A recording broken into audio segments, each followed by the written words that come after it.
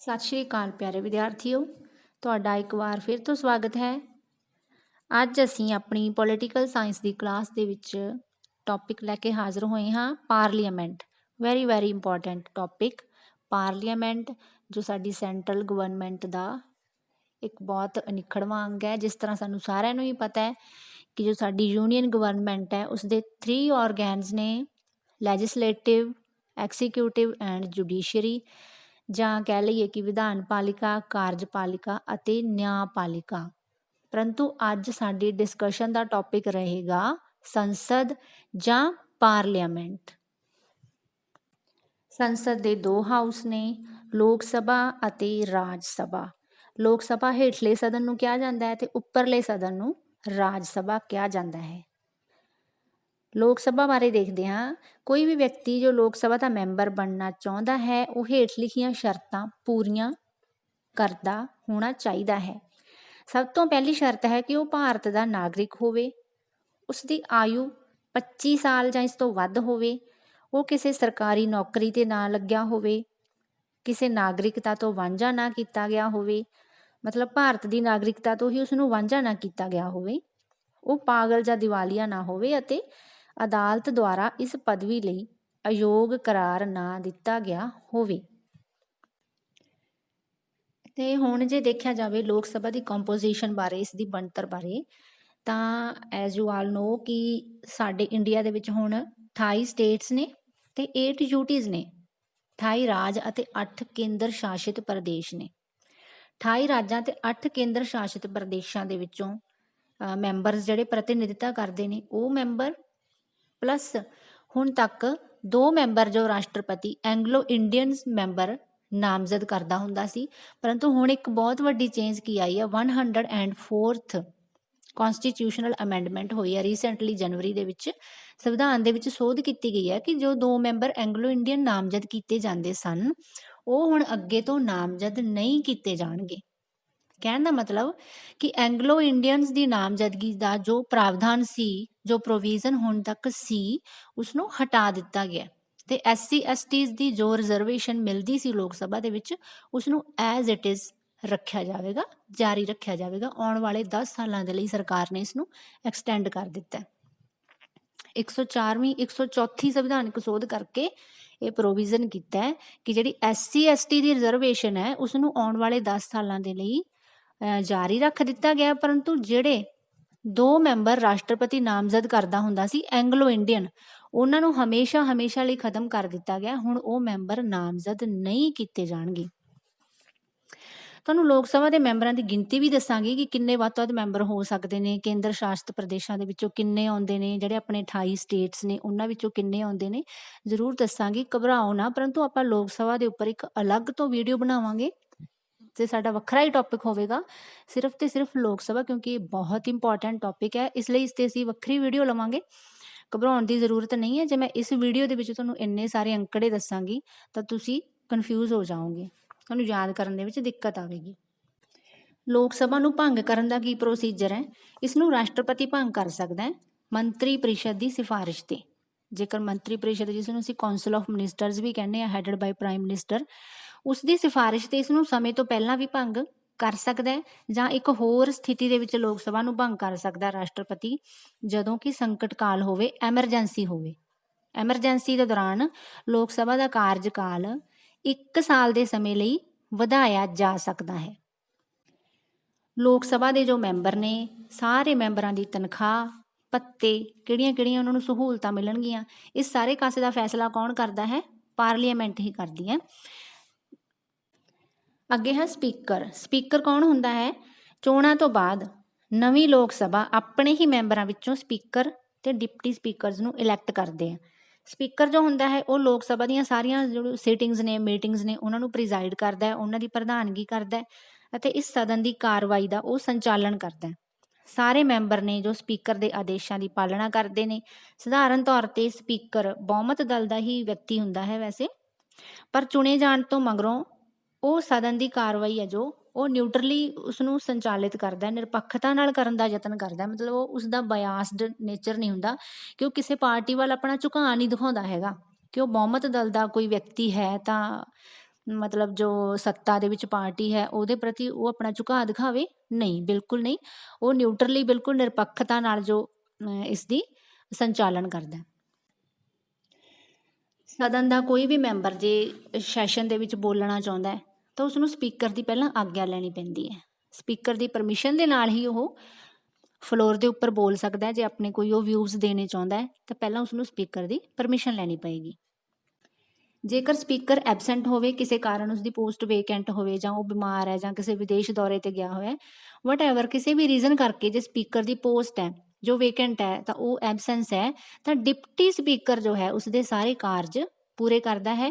ਤਾਂ ਉਹ deputy speaker ਉਸਦੀ ਗੈਰ ਹਾਜ਼ਰੀ ਦੇ ਵਿੱਚ ਉਸ ਦੁਆਰਾ ਕੀਤੇ ਜਾਣ ਵਾਲੇ ਸਾਰੇ ਕੰਮ ਕਰਦਾ ਹੈ। ਅਜਿਹਾ ਕਰਨ ਸਮੇਂ ਡਿਪਟੀ ਸਪੀਕਰ ਨੂੰ ਸਪੀਕਰ ਦੀਆਂ ਹੀ ਸਾਰੀਆਂ ਸ਼ਕਤੀਆਂ ਪ੍ਰਾਪਤ ਹੋ ਜਾਂਦੀਆਂ। ਕਹਿਣ ਦਾ ਮਤਲਬ ਇਨ ਅਦਰ ਵਰਡਸ, ਡਿਪਟੀ ਸਪੀਕਰ ਨੂੰ ਸਪੀਕਰ ਦੀਆਂ ਸਾਰੀਆਂ ਪਾਵਰਸ ਪ੍ਰਾਪਤ ਹੋ ਜਾਂਦੀਆਂ ਨੇ। ਕਦੋਂ? ਜਦੋਂ ਸਪੀਕਰ ਨਹੀਂ ਹੁੰਦਾ। ਦੂਜਾ ਹਾਊਸ ਹੈ ਇਸਦਾ, ਉੱਪਰਲਾ ਹਾਊਸ ਵੀ ਕਹਿੰਦੇ ਆ ਜਿਸ ਨੂੰ ਅਪਰ ਹਾਊਸ, ਰਾਜ ਸਭਾ। ਰਾਜ ਸਭਾ ਸੰਸਦ ਦਾ ਉੱਪਰਲਾ ਜਾਂ ਦੂਜਾ ਸਦਨ ਹੈ। ਰਾਜ ਸਭਾ ਦੇ ਮੈਂਬਰ ਰਾਜਾਂ ਅਤੇ ਕੇਂਦਰ ਸ਼ਾਸਿਤ ਖੇਤਰਾਂ ਦੀਆਂ ਵਿਧਾਨ ਸਭਾਵਾਂ ਦੇ ਚੁਣੇ ਹੋਏ ਮੈਂਬਰਾਂ ਦੁਆਰਾ ਅਨੁਪਾਤਿਕ ਚੋਣ ਪ੍ਰਣਾਲੀ ਰਾਹੀਂ ਚੁਣੇ ਜਾਂਦੇ ਹਨ। ਜਿਸ ਤਰ੍ਹਾਂ ਲੋਕ ਸਭਾ ਦੇ ਮੈਂਬਰ ਸੀਗੇ ਡਾਇਰੈਕਟ ਇਲੈਕਟ ਹੋ ਕੇ ਆਉਂਦੇ ਨੇ, ਡਾਇਰੈਕਟਲੀ ਅਸੀਂ ਉਹਨਾਂ ਨੂੰ ਵੋਟ ਪਾਉਂਦੇ ਹਾਂ, ਫਿਰ ਉਹ ਸਾਡੀ ਰਿਪਰੈਜ਼ੈਂਟੇਟਿਵਨੈਸ ਕਰਦੇ ਨੇ। ਪਰੰਤੂ ਰਾਜ ਸਭਾ ਦੇ ਮਾਮਲੇ ਦੇ ਵਿੱਚ ਕੀ ਹੈਗਾ ਕਿ ਇਹ ਇਨਡਾਇਰੈਕਟਲੀ ਇਲੈਕਟ ਹੋ ਕੇ ਜਾਂਦੇ ਨੇ। ਇਹ ਮੈਂਬਰ ਸਟੇਟਸ ਦੇ ਵਿੱਚੋਂ ਤੇ ਯੂਟੀਜ਼ ਦੇ ਵਿੱਚੋਂ ਇਨਡਾਇਰੈਕਟਲੀ ਇਲੈਕਟ ਹੋ ਕੇ ਇਹ ਮੈਂਬਰ ਰਾਜ ਸਭਾ ਦੇ ਵਿੱਚ ਜਾਂਦੇ ਨੇ ਤੇ ਅਨੁਪਾਤਿਕ ਚੋਣ ਪ੍ਰਣਾਲੀ ਰਾਹੀਂ ਇਹਨਾਂ ਦੀ ਚੋਣ ਕੀਤੀ ਜਾਂਦੀ ਹੈ। ਰਾਜ ਸਭਾ ਦੇ ਵੱਧ ਤੋਂ ਵੱਧ ਮੈਂਬਰ 250 ਹੋ ਸਕਦੇ ਆ, ਜਿਨ੍ਹਾਂ ਵਿੱਚੋਂ 238 ਮੈਂਬਰ ਤਾਂ ਸਟੇਟਸ ਤੇ ਯੂਟੀ ਵਿੱਚੋਂ ਜਾਂਦੇ ਆ ਤੇ 12 ਮੈਂਬਰ ਜਿਨ੍ਹਾਂ ਨੂੰ ਰਾਸ਼ਟਰਪਤੀ ਪ੍ਰੈਜ਼ੀਡੈਂਟ ਸਾਹਿਬ ਨੋਮੀਨੇਟ ਕਰਦੇ ਨੇ। ਇਹ ਨੋਮੀਨੇਟ ਹੋਣ ਵਾਲੇ ਮੈਂਬਰ ਜੋ ਹੁੰਦੇ ਆ, ਇਹਨਾਂ ਨੇ ਕਿਸੇ ਵਿਸ਼ੇਸ਼ ਖੇਤਰਾਂ ਦੇ ਵਿੱਚ ਕੋਈ ਨਾਮਣਾ ਖੱਟਿਆ ਹੁੰਦਾ, ਕੋਈ ਵਿਸ਼ੇਸ਼ ਕਾਰਜ ਕੀਤਾ ਹੁੰਦਾ, ਬਹੁਤ ਸਪੈਸ਼ਲ ਕੰਮ ਕੀਤੇ ਹੁੰਦੇ ਨੇ ਇਹਨਾਂ ਨੂੰ, ਤਾਂ ਹੀ ਇਹਨਾਂ ਨੂੰ ਉੱਥੇ ਨੋਮੀਨੇਸ਼ਨ ਮਿਲਦੀ ਹੈ। ਪ੍ਰੈਜ਼ੀਡੈਂਟ ਦੁਆਰਾ ਇਹਨਾਂ ਨੂੰ ਨੋਮੀਨੇਟ ਕੀਤਾ ਜਾਂਦਾ। ਕਿਹੜੇ ਕਿਹੜੇ ਖੇਤਰ ਨੇ? ਤੁਹਾਡੇ ਮਨ ਵਿੱਚ ਕੁਐਸਚਨ ਆ ਰਿਹਾ ਹੋਏਗਾ ਕਿ ਉਹ ਕਿਹੜੇ ਖੇਤਰ ਨੇ ਜਿਨ੍ਹਾਂ ਖੇਤਰਾਂ ਦੇ ਵਿੱਚ ਇਹਨਾਂ ਲੋਕਾਂ ਨੇ ਕੋਈ ਸਪੈਸ਼ਲ ਕੰਮ ਕੀਤਾ ਹੁੰਦਾ ਤਾਂ ਇਹਨਾਂ ਨੂੰ ਰਾਜ ਸਭਾ ਦੀ ਨੋਮੀਨੇਸ਼ਨ ਮਿਲਦੀ ਹੈ। ਉਹ ਖੇਤਰ ਨੇ ਸਾਹਿਤ, ਕਲਾ ਜਾਂ ਸਮਾਜ ਸੇਵਾ ਦੇ ਖੇਤਰ ਵਿੱਚ। ਸਮਝ ਗਏ ਨਾ? ਲਿਟਰੇਚਰ ਹੋ ਗਿਆ, ਆਰਟ ਹੋ ਗਿਆ, ਸੋਸ਼ਲ ਵਰਕ ਹੋ ਗਿਆ। ਇਹਨਾਂ ਖੇਤਰਾਂ ਦੇ ਵਿੱਚ ਬਹੁਤ ਜ਼ਿਆਦਾ ਸਪੈਸ਼ਲ ਵਰਕ ਕੀਤਾ ਹੁੰਦਾ ਇਹਨਾਂ ਨੇ। ਡਿਊ ਟੂ ਦਿਸ ਵਰਕ ਇਹਨਾਂ ਨੂੰ ਰਾਜ ਸਭਾ ਦੇ ਵਿੱਚ ਨੋਮੀਨੇਸ਼ਨ ਪ੍ਰੈਜ਼ੀਡੈਂਟ ਦੁਆਰਾ ਦਿੱਤੀ ਜਾਂਦੀ ਹੈ। ਨੈਕਸਟ ਹੈ, ਰਾਜ ਸਭਾ ਇੱਕ ਸਥਾਈ ਸਦਨ ਹੈ। ਸਥਾਈ ਦਾ ਅਰਥ ਹੈ ਕਿ ਇਹ ਪਰਮਾਨੈਂਟ ਹੈ। ਜਿਸ ਤਰ੍ਹਾਂ ਅਸੀਂ ਦੇਖਿਆ ਨਾ ਕਿ ਲੋਕ ਸਭਾ ਨੂੰ ਰਾਸ਼ਟਰਪਤੀ ਭੰਗ ਕਰ ਸਕਦਾ ਸੀ, ਪਿੱਛੇ ਅਸੀਂ ਲੋਕ ਸਭਾ ਬਾਰੇ ਪੜ੍ਹ ਕੇ ਆਏ ਹਾਂ, ਤਾਂ ਲੋਕ ਸਭਾ ਨੂੰ ਰਾਸ਼ਟਰਪਤੀ ਭੰਗ ਕਰ ਸਕਦਾ ਸੀ। ਕਿਸ ਦੀ ਸਿਫਾਰਿਸ਼ ਤੇ? ਕਾਉਂਸਲ ਆਫ ਮਿਨਿਸਟਰਸ ਦੀ। ਤਾਂ ਇਸ ਦੇ ਕੇਸ ਵਿੱਚ ਕੀ ਹੈ? ਰਾਜ ਸਭਾ ਦੇ ਕੇਸ ਵਿੱਚ ਐਦਾਂ ਨਹੀਂ ਹੁੰਦਾ, ਇਹ ਕਦੇ ਵੀ ਭੰਗ ਨਹੀਂ ਕੀਤਾ ਜਾ ਸਕਦਾ। ਇਹ ਪਰਮਾਨੈਂਟ ਹੈ, ਸਥਾਈ ਹਾਊਸ ਹੈ। ਠੀਕ ਹੈ, ਪਰਮਾਨੈਂਟ ਹਾਊਸ ਹੈ। ਇਸ ਦੇ 1/3 ਮੈਂਬਰ ਹਰ 2 ਸਾਲਾਂ ਬਾਅਦ ਰਿਟਾਇਰ ਹੋ ਜਾਂਦੇ ਹੈ ਤੇ ਉਹਨਾਂ ਦੀ ਜਗ੍ਹਾ ਨਵੇਂ ਮੈਂਬਰ ਆ ਜਾਂਦੇ ਨੇ। ਇਸ ਪ੍ਰਕਾਰ ਰਾਜ ਸਭਾ ਦੇ ਮੈਂਬਰਾਂ ਦਾ ਕਾਰਜਕਾਲ ਕਿੰਨਾ ਹੁੰਦਾ ਹੈ? 6 ਸਾਲ ਹੁੰਦਾ ਹੈ। ਲੋਕ ਸਭਾ ਦੇ ਮੈਂਬਰਾਂ ਦਾ ਜੋ ਕਾਰਜਕਾਲ ਹੁੰਦਾ ਹੈ ਉਹ 5 ਸਾਲ ਹੁੰਦਾ ਹੈ, ਪਰੰਤੂ ਰਾਜ ਸਭਾ ਦੇ ਜੋ ਮੈਂਬਰ ਹੁੰਦੇ ਨੇ ਉਹਨਾਂ ਦਾ ਕਾਰਜਕਾਲ 6 ਸਾਲ ਹੁੰਦਾ ਹੈ। ਇਹ ਗੱਲ ਤੁਸੀਂ ਯਾਦ ਰੱਖਣੀ ਹੈ, ਇਹ ਬਿਟ ਕਨਫਿਊਜ਼ਨ ਹੋ ਜਾਂਦੀ ਹੈ ਸਟੂਡੈਂਟਸ ਨੂੰ। ਤਾਂ ਆਫਨਲੀ ਸਟੂਡੈਂਟਸ ਇਹੀ ਸਮਝਦੇ ਰਹਿੰਦੇ ਆ ਕਿ ਰਾਜ ਸਭਾ ਤੇ ਲੋਕ ਸਭਾ ਦੇ ਜੋ ਮੈਂਬਰਸ ਹੈ ਉਹਨਾਂ ਦਾ ਕਾਰਜਕਾਲ ਹੈ, ਜੋ ਟੈਨਿਓਰ ਹੈ, ਉਹ ਇਕੁਅਲੀ ਹੁੰਦਾ ਹੈ, 5 ਸਾਲ ਹੁੰਦਾ ਹੈ। ਬਟ ਨੋ, ਲੋਕ ਸਭਾ ਦੇ ਮੈਂਬਰਸ ਦਾ ਟੈਨਿਓਰ 5 ਸਾਲ ਹੋਏਗਾ ਤੇ ਰਾਜ ਸਭਾ ਦੇ ਮੈਂਬਰਸ ਦਾ ਟੈਨਿਓਰ ਜੋ ਹੈ ਉਹ 6 ਸਾਲ ਹੋਏਗਾ। ਰਾਜ ਸਭਾ ਦਾ ਮੈਂਬਰ ਬਣਨ ਲਈ ਹਰ ਇੱਕ ਨਾਗਰਿਕ ਦੀ ਜੋ ਏਜ ਹੈ ਉਹ 30 ਸਾਲ ਜਾਂ ਇਸ ਤੋਂ ਜ਼ਿਆਦਾ ਹੋਣੀ ਚਾਹੀਦੀ ਹੈ। ਉਪ ਰਾਸ਼ਟਰਪਤੀ ਆਪਣੀ ਪਦਵੀ ਵਜੋਂ ਇਸ ਦਾ ਪ੍ਰਧਾਨ ਹੁੰਦਾ ਹੈ ਜਾਂ ਚੇਅਰਮੈਨ ਹੁੰਦਾ ਹੈ। ਠੀਕ ਹੈ, ਲੋਕ ਸਭਾ ਦਾ ਜੋ ਪ੍ਰਧਾਨ ਹੈ ਉਹ ਕੌਣ ਸੀਗਾ? ਸਪੀਕਰ। ਅਤੇ ਰਾਜ ਸਭਾ ਦਾ ਜੋ ਚੇਅਰਮੈਨ ਹੁੰਦਾ ਹੈ, ਐਕਸ ਆਫੀਸ਼ੀਓ ਚੇਅਰਮੈਨ ਹੁੰਦਾ ਹੈ, ਇਹ ਸਾਡੇ ਵਾਈਸ ਪ੍ਰੈਜ਼ੀਡੈਂਟ ਸਾਹਿਬ ਹੁੰਦੇ ਨੇ। ਇਹ ਚੇਅਰਮੈਨ ਰਾਜ ਸਭਾ ਦੀ ਕਾਰਵਾਈ ਦਾ ਸੰਚਾਲਨ ਕਰਦਾ ਹੈ। ਮੈਂ ਵਾਰ-ਵਾਰ ਲੋਕ ਸਭਾ ਦਾ ਜ਼ਿਕਰ ਇਸ ਕਰਕੇ ਕਰ ਰਹੀ ਹਾਂ ਤਾਂ ਕਿ ਤੁਸੀਂ ਇਸ ਨੂੰ ਡਿਫਰੈਂਸ਼ੀਏਟ ਕਰ ਸਕੋ ਆਪਸ ਦੇ ਵਿੱਚ। ਲੋਕ ਸਭਾ ਤੇ ਰਾਜ ਸਭਾ ਦੇ ਵਿੱਚ ਉਲਝਣਾ ਨਹੀਂ ਹੈਗਾ। ਲੋਕ ਸਭਾ ਦੀ ਪ੍ਰਧਾਨਗੀ ਕੌਣ ਕਰਦਾ ਹੈ? ਸਪੀਕਰ ਕਰਦਾ ਹੈ। ਠੀਕ ਹੈ, ਸਪੀਕਰ ਨੂੰ ਉਹ ਆਪਣੇ ਵਿੱਚੋਂ ਹੀ ਇਲੈਕਟ ਕਰਦੇ ਨੇ ਮੈਂਬਰਸ। ਠੀਕ ਹੈ, ਇੱਕ ਸਪੀਕਰ ਇਲੈਕਟ ਕਰ ਲੈਂਦੇ ਆ, ਇੱਕ ਡਿਪਟੀ ਸਪੀਕਰ ਇਲੈਕਟ ਕਰ ਲੈਂਦੇ ਆ। ਤਾਂ ਲੋਕ ਸਭਾ ਨੂੰ ਪ੍ਰੀਜ਼ਾਈਡ ਓਵਰ ਸਪੀਕਰ ਕਰਦਾ ਹੈ। ਅਗਰ ਸਪੀਕਰ ਨਹੀਂ ਹੈਗਾ ਤਾਂ ਡਿਪਟੀ ਸਪੀਕਰ ਕਰਦਾ। ਔਨ ਦੀ ਅਦਰ ਹੈਂਡ ਰਾਜ ਸਭਾ ਦੇ ਵਿੱਚ ਕੌਣ ਪ੍ਰੀਜ਼ਾਈਡ ਓਵਰ ਕਰਦਾ? Vice president. ਇਹ ਐਕਸ ਆਫੀਸ਼ੀਓ ਚੇਅਰਮੈਨ ਹੁੰਦਾ ਹੈ। ਤਾਂ ਇੱਧਰ ਕੋਈ ਸਪੀਕਰ ਨਹੀਂ ਹੁੰਦਾ, ਪ੍ਰੀਜ਼ਾਈਡ ਓਵਰ ਕਰਦਾ ਹੈ ਵਾਈਸ ਪ੍ਰੈਜ਼ੀਡੈਂਟ ਜਾਂ ਸਾਡੇ ਜੋ ਉਪ ਰਾਸ਼ਟਰਪਤੀ ਸਾਹਿਬ ਹੁੰਦੇ ਨੇ। ਤਾਂ ਇੱਧਰ ਇੱਕ ਵਾਈਸ ਚੇਅਰਮੈਨ ਵੀ ਹੁੰਦਾ। ਠੀਕ ਹੈ, ਇੱਧਰ ਵੀ ਜਿਹੜੇ ਹੈਗੇ ਦੋ ਵਿਅਕਤੀ ਇਸ ਤਰ੍ਹਾਂ ਦੀ ਡਿਊਟੀ ਨਿਭਾਉਂਦੇ ਆ ਕਿ ਅਗਰ ਉੱਪਰਲੇ ਅਹੁਦੇ ਵਾਲਾ ਐਬਸੈਂਸ ਹੋ ਜਾਂਦਾ ਹੈ ਤਾਂ ਜਿਹੜਾ ਉਸ ਤੋਂ ਨੀਚੇ ਹੈ, ਇੱਕ ਹਿਰਾਰਕੀ ਬਣੀ ਹੁੰਦੀ ਹੈ, ਜਿਹੜਾ ਉਸਦੇ ਸਬੋਰਡੀਨੇਟ ਹੈਗਾ ਉਹ ਉਸਦੀ ਗੈਰ ਹਾਜ਼ਰੀ ਦੇ ਵਿੱਚ ਉਸ ਦੀਆਂ ਡਿਊਟੀਆਂ ਨਿਭਾਉਂਦਾ ਹੈ। ਅੱਗੇ ਹੈ ਪਾਵਰਸ ਆਫ ਦਾ ਪਾਰਲੀਮੈਂਟ। ਸੰਸਦ ਕੋਲ ਸ਼ਕਤੀਆਂ ਕੀ ਨੇ, ਕੀ ਕੁਝ ਕਰ ਸਕਦੀ ਹੈ ਸੰਸਦ। ਭਾਰਤੀ ਰਾਜਨੀਤਿਕ ਪ੍ਰਣਾਲੀ ਜੋ ਹੈ ਉਸ ਵਿੱਚ ਸੰਸਦ ਸਰਕਾਰ ਦਾ ਇੱਕ ਸਰਵਸ਼੍ਰੇਸ਼ਠ ਅੰਗ ਹੈ। ਸੰਸਦ ਨੂੰ ਸੰਵਿਧਾਨ ਦੇ ਵੱਖ-ਵੱਖ ਅਨੁਛੇਦਾਂ ਦੁਆਰਾ ਮਹੱਤਵਪੂਰਨ ਸ਼ਕਤੀਆਂ ਪ੍ਰਦਾਨ ਕੀਤੀਆਂ ਗਈਆਂ ਨੇ। ਪਾਰਲੀਮੈਂਟ ਜੋ ਆਪਣੀਆਂ ਪਾਵਰਸ ਹੈ ਉਸਨੂੰ ਕਿੱਥੋਂ ਡਰਾਈਵ ਕਰਦਾ ਹੈ? ਸਾਡੇ ਕੌਂਸਟੀਟਿਊਸ਼ਨ ਤੋਂ। ਸਾਡੇ ਕੌਂਸਟੀਟਿਊਸ਼ਨ ਬਣਾਉਣ ਵਾਲੇ ਰਚਨਹਾਰੇ ਜੋ ਕੌਂਸਟੀਟਿਊਸ਼ਨ ਦੇ ਵਿੱਚ ਦਰਜ ਕਰਕੇ ਗਏ ਨੇ ਜੋ ਗੱਲਾਂ, ਉਹਨਾਂ ਨੂੰ ਹੀ ਫੋਲੋ ਕੀਤਾ ਜਾਂਦਾ ਹੈ ਸਾਡੀ ਸੰਸਦ ਦੁਆਰਾ, ਸਾਡੇ ਦੁਆਰਾ, ਸਾਡੇ ਦੇਸ਼ ਦੁਆਰਾ। ਠੀਕ ਹੈ, ਤਾਂ ਸਭ ਤੋਂ ਪਹਿਲਾਂ ਅਸੀਂ ਦੇਖਾਂਗੇ ਲੈਜਿਸਲੇਟਿਵ ਪਾਵਰਸ। ਲੈਜਿਸਲੇਟਿਵ ਪਾਵਰਸ ਹੁੰਦੀਆਂ ਕਿ ਜੋ ਵੀ ਕਾਨੂੰਨ ਬਣਾਏ ਜਾਂਦੇ ਹੈ ਸਾਡੇ 'ਤੇ, ਤੁਹਾਡੇ 'ਤੇ, ਮੇਰੇ 'ਤੇ, ਸਾਡੇ ਸਭ 'ਤੇ ਜੋ ਕਾਨੂੰਨ ਲਾਗੂ ਹੁੰਦੇ ਨੇ ਉਹ ਕਿਸ ਦੁਆਰਾ ਬਣਾਏ ਜਾਂਦੇ ਆ? ਸੰਸਦ ਦੁਆਰਾ, ਪਾਰਲੀਮੈਂਟ ਦੁਆਰਾ ਬਣਾਏ ਜਾਂਦੇ ਆ। ਜਦ ਮੈਂ ਪਾਰਲੀਮੈਂਟ ਦੀ ਗੱਲ ਕਰ ਰਹੀ ਹਾਂ ਤਾਂ ਇਹਦੇ ਵਿੱਚ ਲੋਕ ਸਭਾ ਤੇ ਰਾਜ ਸਭਾ ਦੋਨੋਂ ਹੀ ਸਦਨ ਆ ਜਾਂਦੇ ਆ। ਇਸ ਗੱਲ 'ਤੇ ਕਨਫਿਊਜ਼ ਨਹੀਂ ਹੋਣਾ।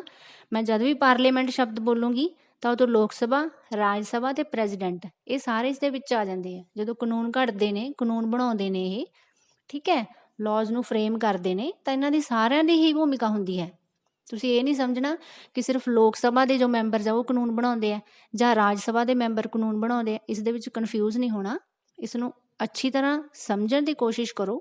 ਹੌਲੀ ਹੌਲੀ ਥੋੜ੍ਹਾ ਜਿਹਾ ਵੀਡੀਓ ਨੂੰ ਤੁਸੀਂ ਪੌਜ਼ ਵੀ ਕਰ ਸਕਦੇ ਹੋ, ਸਲੋ ਕਰ ਸਕਦੇ ਹੋ, ਬਟ ਗਲਤੀ ਨਹੀਂ ਕਰਨੀ ਹੈਗੀ ਇਸ ਚੀਜ਼ ਦੇ ਵਿੱਚ। ਜਦ ਵੀ ਮੈਂ ਪਾਰਲੀਮੈਂਟ ਸ਼ਬਦ ਬੋਲ ਰਹੀ ਹੋਵਾਂਗੀ ਤਾਂ ਉਹਦੇ ਵਿੱਚ ਲੋਕ ਸਭਾ, ਰਾਜ ਸਭਾ ਦੋਨੋਂ ਹੀ ਹਾਊਸਿਸ ਇਸ ਦੇ ਵਿੱਚ ਇਨਕਲੂਡ ਹੁੰਦੇ ਆ। ਠੀਕ ਹੈ, ਲੈਜਿਸਲੇਟਿਵ ਪਾਵਰਸ। ਸੰਸਦ ਜੋ ਹੈ, ਪਾਰਲੀਮੈਂਟ ਜੋ ਹੈ, ਸੰਘੀ ਅਤੇ ਸਮਵਰਤੀ ਸੂਚੀ ਵਿੱਚ ਅੰਕਿਤ ਜਿੰਨੇ ਵੀ ਵਿਸ਼ੇ ਹੈ ਉਹਨਾਂ 'ਤੇ ਕਾਨੂੰਨਾਂ ਦਾ ਨਿਰਮਾਣ ਕਰ ਸਕਦੀ ਹੈ। ਕੁਝ ਵਿਸ਼ੇਸ਼ ਹਾਲਾਤਾਂ ਵਿੱਚ ਹੀ ਸੰਵਿਧਾਨ ਰਾਜ ਸੂਚੀ ਵਿੱਚ ਅੰਕਿਤ ਵਿਸ਼ਿਆਂ 'ਤੇ ਕਾਨੂੰਨ ਬਣਾ ਸਕਦੀ ਹੈ। ਠੀਕ ਹੈ, ਸੰਸਦ ਸੰਖੇਪ ਵਿੱਚ ਅਸੀਂ ਕੀ ਕਹਿ ਸਕਦੇ ਹਾਂ ਕਿ ਸੰਸਦ ਦੇਸ਼ ਲਈ ਨਵੇਂ ਕਾਨੂੰਨਾਂ ਦਾ ਨਿਰਮਾਣ ਕਰਦੀ ਹੈ, ਪੁਰਾਣੇ ਕਾਨੂੰਨਾਂ ਵਿੱਚ ਸੋਧ ਕਰਦੀ ਹੈ ਤੇ ਕਦੇ-ਕਦੇ ਉਹਨਾਂ ਨੂੰ ਖਤਮ ਵੀ ਕਰ ਸਕਦੀ ਹੈ। ਹੁਣ ਤੁਸੀਂ ਸੋਚ ਰਹੇ ਹੋਵੋਗੇ ਕਿ ਸੰਘੀ ਅਤੇ ਸਮਵਰਤੀ ਸੂਚੀ ਇਹ ਕੀ ਚੀਜ਼ ਹੁੰਦੀ ਆ? ਦੱਸਦੀ ਹਾਂ। Union list, state list and concurrent list. ਇਹ ਲਿਸਟਸ ਨੇ 7th ਸ਼ਡਿਊਲ ਦੇ ਵਿੱਚ ਨੇ। ਸਾਡੇ ਸੰਵਿਧਾਨ ਦੇ ਰਚਨਹਾਰੇ ਇੱਕ ਹਿਰਾਰਕੀ ਬਣਾ ਕੇ ਗਏ ਹੈ ਕਿ ਯੂਨੀਅਨ ਲਿਸਟ ਦੇ ਵਿੱਚ ਜਿੰਨੇ ਵੀ ਵਿਸ਼ੇ ਨੇ ਉਹਨਾਂ 'ਤੇ ਪਾਰਲੀਮੈਂਟ ਜੋ ਹੈ, ਸਾਡੀ ਯੂਨੀਅਨ ਦੀ ਪਾਰਲੀਮੈਂਟ ਹੈ ਜਿਸ ਦੀ ਆਪਾਂ ਹੁਣ ਗੱਲ ਕਰ ਰਹੇ ਹਾਂ, ਉਹ ਕਾਨੂੰਨ ਬਣਾ ਸਕਦੇ ਨੇ। ਜੋ ਸਟੇਟ ਲਿਸਟ ਹੈ, ਸਟੇਟ ਲਿਸਟ ਦੇ ਵਿੱਚ ਜਿੰਨੇ ਵੀ ਵਿਸ਼ੇ ਲਿਖੇ ਹੋਏ ਨੇ ਉਹਨਾਂ 'ਤੇ ਸਟੇਟ ਦੀ ਗੌਰਮੈਂਟ, ਸਟੇਟ ਦੀ ਜੋ ਲੈਜਿਸਲੇਚਰ ਅਸੈਂਬਲੀ ਹੈ ਉਹ ਕਾਨੂੰਨ ਬਣਾ ਸਕਦੀ ਹੈ। ਠੀਕ ਹੈ, ਤੇ ਕਨਕਰੰਟ ਲਿਸਟ ਦੇ ਵਿੱਚ ਜਿੰਨੇ ਵਿਸ਼ੇ ਨੇ ਉਹਨਾਂ 'ਤੇ ਰਾਜ ਸਰਕਾਰ ਵੀ ਕਾਨੂੰਨ ਬਣਾ ਸਕਦੀ ਹੈ ਤੇ ਸਾਡੀ ਯੂਨੀਅਨ ਗਵਰਨਮੈਂਟ ਵੀ ਕਾਨੂੰਨ ਬਣਾ ਸਕਦੀ ਹੈ। ਇਹਦੇ ਆਪਾਂ ਜ਼ਿਆਦਾ ਡੀਪਲੀ ਨਹੀਂ ਜਾਵਾਂਗੇ, ਇੱਕ ਵੱਖਰਾ ਵਿਸ਼ਾ ਮੈਂ ਇਸ 'ਤੇ ਵੀ ਤੁਹਾਨੂੰ ਇੱਕ ਵੱਖਰੀ ਵੀਡੀਓ ਮੈਂ ਕੋਸ਼ਿਸ਼ ਕਰਾਂਗੀ ਕਿ ਅਵੇਲੇਬਲ ਕਰਵਾ ਦੇਵਾਂ। ਪਰ ਕੁਝ ਵਿਸ਼ੇਸ਼ ਹਾਲਤਾਂ ਵਿੱਚ ਸੰਵਿਧਾਨ ਦੇ ਵਿੱਚ ਇਹ ਲਿਖਿਆ ਹੋਇਆ ਹੈ ਕਿ ਜੇਕਰ ਕੁਝ ਵਿਸ਼ੇਸ਼ ਹਾਲਾਤਾਂ ਦੇ ਵਿੱਚ ਜਿਹੜੇ ਰਾਜ ਸੂਚੀ ਦੇ ਵਿੱਚ ਦਰਜ ਵਿਸ਼ੇ ਹੈ ਉਹਨਾਂ 'ਤੇ ਪਾਰਲੀਮੈਂਟ ਵੀ ਕਾਨੂੰਨ ਬਣਾ ਸਕਦੀ ਹੈ। ਜਿਸ ਤਰ੍ਹਾਂ ਕਿ ਹੁਣ ਫਾਰਮ ਬਿਲਜ਼ ਹੈ ਜਿਹੜੇ ਖੇਤੀਬਾੜੀ 'ਤੇ ਕਾਨੂੰਨ ਬਣਾਏ ਗਏ 3 ਸਰਕਾਰ ਦੁਆਰਾ, ਕਾਫੀ ਚਰਚਾ ਦੇ ਵਿੱਚ ਨੇ। ਆਈ ਹੋਪ ਕਿ ਤੁਹਾਨੂੰ ਪਤਾ ਹੀ ਹੋਣਾ ਕਿ ਜਿਹੜੇ 3 ਕਾਨੂੰਨ ਨੇ ਹੁਣ ਖੇਤੀ ਦੇ ਉੱਪਰ ਬਣਾਏ ਗਏ ਆ, ਰੀਸੈਂਟਲੀ ਸਰਕਾਰ ਦੁਆਰਾ ਫਰੇਮ ਕੀਤੇ ਗਏ ਆ, ਤਾਂ ਉਹਨਾਂ 'ਤੇ ਬਹੁਤ ਸਾਰੀ ਚਰਚਾ ਹੈ ਜੋ ਅੱਜ ਕੱਲ੍ਹ ਭਖਿਆ ਹੋਇਆ ਇੱਕ ਮੁੱਦਾ ਬਣ ਚੁੱਕੇ ਨੇ। ਤਾਂ ਐਗਰੀਕਲਚਰ ਜੋ ਹੈ, ਖੇਤੀਬਾੜੀ ਜੋ ਹੈ, ਵੈਸੇ ਰਾਜ ਦਾ ਵਿਸ਼ਾ ਹੈ। ਸਟੇਟ ਦਾ ਵਿਸ਼ਾ ਹੈ ਕਿ ਇਹਨਾਂ 'ਤੇ ਸਟੇਟ ਦੀ ਲੈਜਿਸਲੇਟਿਵ ਅਸੈਂਬਲੀ ਹੀ ਕਾਨੂੰਨ ਬਣਾ ਸਕਦੀ ਹੈ। ਪਰੰਤੂ ਕੁਝ ਕੁ ਐਕਸੈਪਸ਼ਨਲ ਹਾਲਤਾਂ ਦੇ ਵਿੱਚ ਹੀ ਸੈਂਟਰਲ ਗਵਰਨਮੈਂਟ ਨੂੰ ਅਧਿਕਾਰ ਹੁੰਦਾ ਹੈ ਕਿ ਉਹ ਰਾਜ ਦੇ ਵਿਸ਼ੇ ਨੂੰ ਚੱਕ ਕੇ ਉਸ ਦੇ ਉੱਪਰ ਕਾਨੂੰਨ ਬਣਾਵੇ। ਪਾਰਲੀਮੈਂਟ, ਜਦ ਮੈਂ ਤੁਹਾਨੂੰ ਯੂਨੀਅਨ ਗਵਰਨਮੈਂਟ ਕਹਿ ਰਹੀ ਹਾਂ ਤਾਂ ਇੱਥੇ ਮੇਰਾ ਮਤਲਬ ਹੁੰਦਾ ਹੈ ਪਾਰਲੀਮੈਂਟ। ਪਾਰਲੀਮੈਂਟ ਕਦੋਂ ਕਾਨੂੰਨ ਬਣਾ ਸਕਦੀ ਹੈ? ਇਹ ਸੰਵਿਧਾਨ ਦੇ ਵਿੱਚ ਦਿੱਤਾ ਹੋਇਆ, ਬਕਾਇਦਾ ਮੈਂ ਤੁਹਾਨੂੰ ਦੱਸਾਂਗੀ ਜਦ ਆਪਾਂ ਸੰਵਿਧਾਨ ਬਾਰੇ ਗੱਲ ਕਰਾਂਗੇ, ਠੀਕ ਹੈ। ਤਾਂ ਕੁਝ ਵਿਸ਼ੇਸ਼ ਹਾਲਤਾਂ ਦੇ ਵਿੱਚ ਹੀ ਪਾਰਲੀਮੈਂਟ ਹੈ ਜੋ ਰਾਜ ਦੇ ਵਿਸ਼ਿਆਂ ਨੂੰ ਚੱਕ ਸਕਦੀ ਹੈ, ਜਿਵੇਂ ਕਿ ਰੀਸੈਂਟਲੀ ਹੁਣ ਐਗਰੀਕਲਚਰ ਦਾ ਵਿਸ਼ਾ ਚੱਕਿਆ ਗਿਆ। ਵੈਸੇ ਰਾਜ ਸਰਕਾਰਾਂ ਉਸ 'ਤੇ ਕਾਨੂੰਨ ਬਣਾ ਸਕਦੀਆਂ ਹੁੰਦੀਆਂ, ਪਰੰਤੂ ਇੱਥੇ ਪਾਰਲੀਮੈਂਟ ਦੁਆਰਾ ਬਣਾਇਆ ਗਿਆ। ਅੱਗੇ ਐਕਸੀਕਿਊਟਿਵ ਪਾਵਰਸ ਦੇਖੋ। ਭਾਰਤੀ ਸੰਸਦ ਨੂੰ ਸੰਵਿਧਾਨ ਦੁਆਰਾ ਬਹੁਤ ਸਾਰੀਆਂ ਸ਼ਕਤੀਆਂ ਕਾਰਜਪਾਲਿਕਾ ਨੂੰ ਨਿਯੰਤਰਣ ਵਿੱਚ ਰੱਖਣ ਲਈ ਵੀ ਸੌਂਪੀਆਂ ਗਈਆਂ ਹਨ।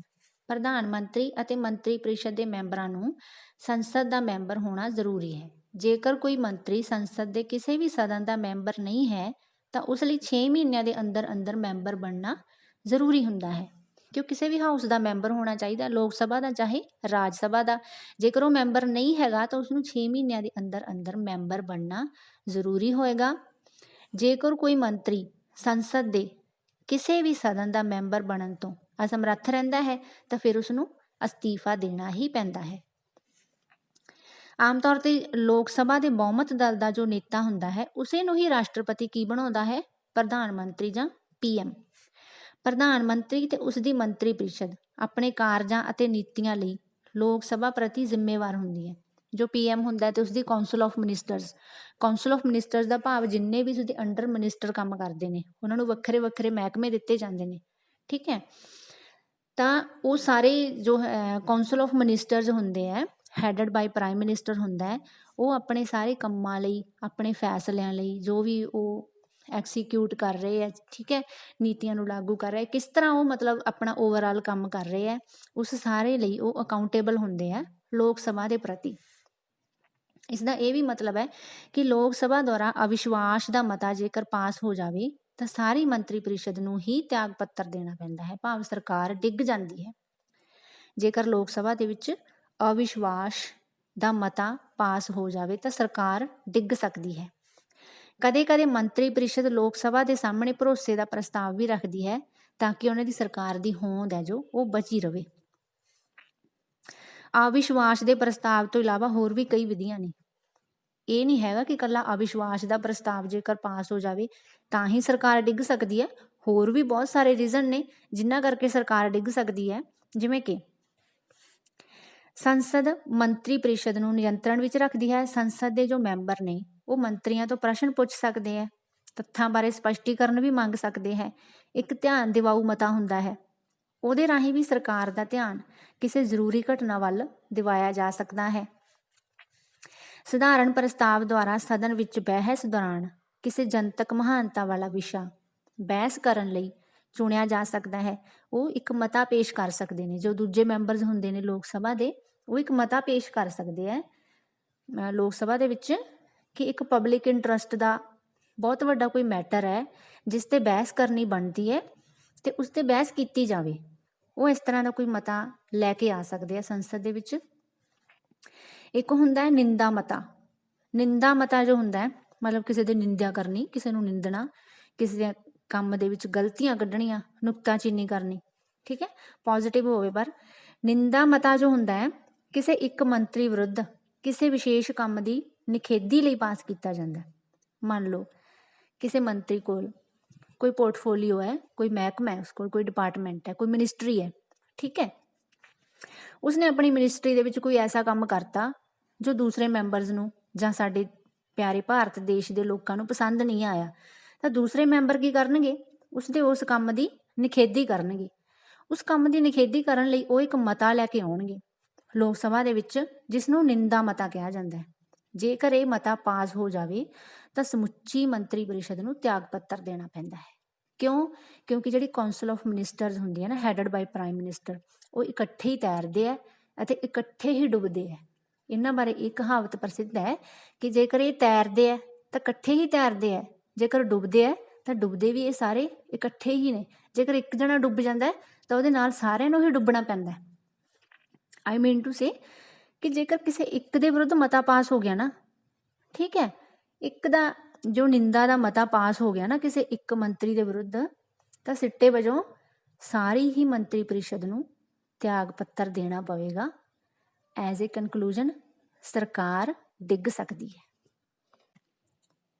ਅੱਗੇ ਹਨ ਫਾਈਨੈਂਸ਼ੀਅਲ ਪਾਵਰਸ, ਵਿੱਤੀ ਸ਼ਕਤੀਆਂ। ਰੁਪਏ ਪੈਸੇ ਨਾਲ ਸੰਬੰਧਿਤ ਕੀ ਸ਼ਕਤੀਆਂ ਨੇ ਸਾਡੀ ਸੰਸਦ ਕੋਲ? ਸੰਸਦ ਦਾ ਵਿੱਤੀ ਮਾਮਲਿਆਂ ਅਤੇ ਬਜਟ 'ਤੇ ਪੂਰਾ ਨਿਯੰਤਰਣ ਹੁੰਦਾ ਹੈ। ਸਰਕਾਰ ਦੇ ਖਰਚੇ 'ਤੇ ਇਹ ਪੂਰੀ ਨਿਗਰਾਨੀ ਰੱਖਦੀ ਹੈ। ਸਾਰੇ ਨਵੇਂ ਕਰ ਇਸ ਦੀ ਇੱਛਾ ਅਨੁਸਾਰ ਲਗਾਏ ਜਾਂਦੇ ਹਨ।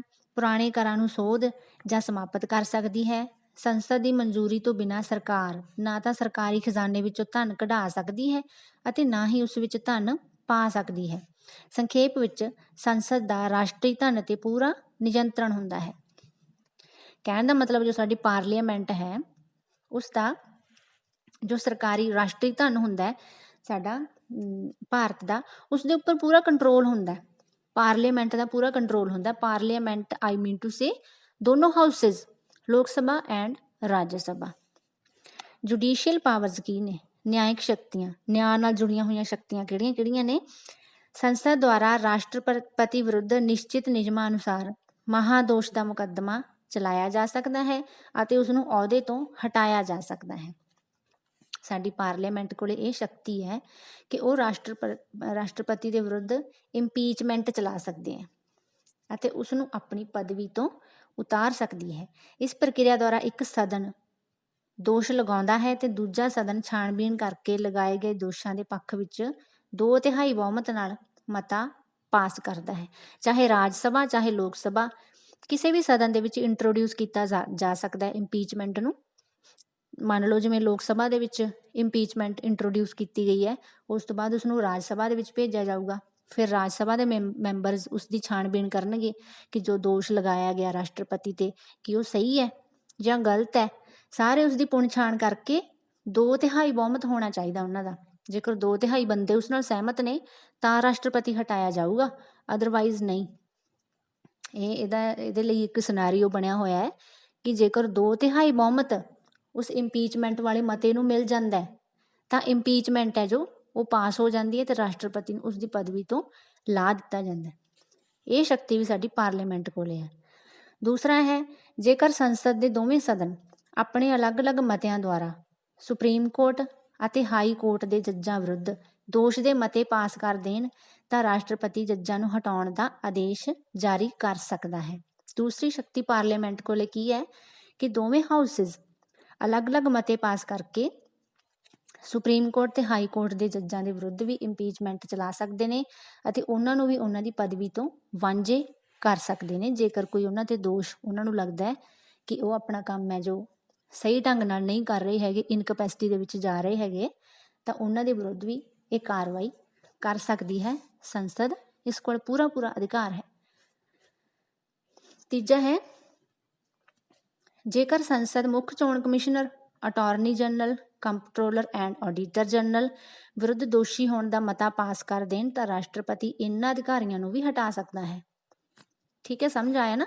ਸਾਡਾ ਇਲੈਕਸ਼ਨ ਕਮਿਸ਼ਨਰ ਜੋ ਹੁੰਦਾ, chief election commissioner, attorney general, comptroller and auditor general, CAG ਜਿਸ ਨੂੰ ਅਸੀਂ ਬੋਲਦੇ ਹਾਂ ਬਰੀਫ ਦੇ ਵਿੱਚ, CAG, ਕੈਗ, ਜੋ ਸਰਕਾਰ ਦੇ ਸਾਰੇ ਖਰਚਿਆਂ ਦਾ ਆਡਿਟ ਕਰਦਾ। ਜਦੋਂ ਸਰਕਾਰ ਠੀਕ ਹੈ ਸੱਤਾ ਦੇ ਵਿੱਚ ਜੋ ਵੀ ਹੁੰਦੀ ਹੈਗੀ ਹੈ ਆਪਣੀ ਸਰਕਾਰ, ਉਹ ਖਰਚੇ ਕਰਦੀ ਹੈ ਜਦੋਂ, ਤਾਂ ਉਹ ਸਾਰੇ ਖਰਚੇ ਕਰ ਹਟਣ ਤੋਂ ਬਾਅਦ ਉਸ ਦਾ ਆਡਿਟ ਕੀਤਾ ਜਾਂਦਾ ਹੈ ਕਿ ਇਹ ਸਾਰੇ ਖਰਚੇ ਸਹੀ ਜਗ੍ਹਾ 'ਤੇ ਹੋਏ ਹੈ।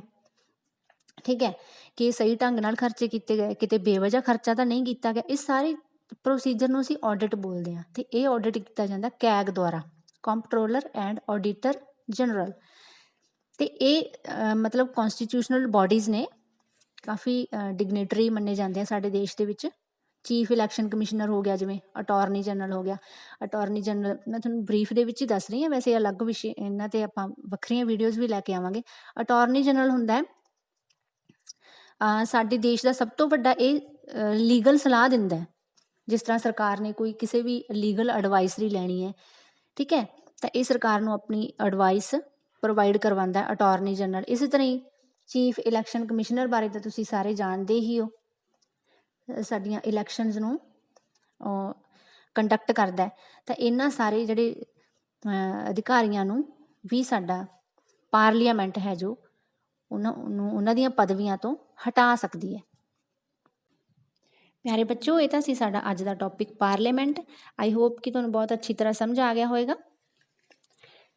ਮਿਲਦੇ ਹਾਂ ਅਗਲੀ ਵੀਡੀਓ ਦੇ ਵਿੱਚ। ਜੇਕਰ ਵੀਡੀਓ ਅੱਛੀ ਲੱਗੀ ਤਾਂ ਲਾਈਕ ਕਰ ਦੇਣਾ ਅਤੇ ਚੈਨਲ ਨੂੰ ਸਬਸਕ੍ਰਾਈਬ ਕਰ ਲੈਣਾ। ਮਿਲਦੇ ਹਾਂ ਅਗਲੀ ਵੀਡੀਓ ਦੇ ਵਿੱਚ। Good bye.